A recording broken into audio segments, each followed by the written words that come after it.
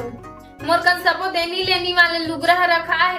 अब कोनो देत हस त बने असन लुगरा देबे पहनने के लायक त बनी लागथे। वो तो घर के लइका है त बने चसन धुना दीदी लेना त मोर लुगरा मन से छाट ले।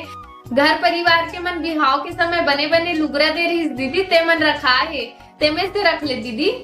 हाउ मधु दे रहा, मैं ओकर पैसा दे दूं बहिनी तोला।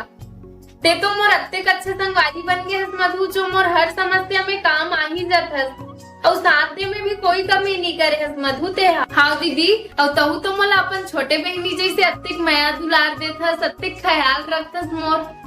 और जब मैं शुरू आए रहो तो ती तो मोर बड़े बहनी जैसे घर के काम धाम रीति रिवाज सब लगते बताए रहे दीदी।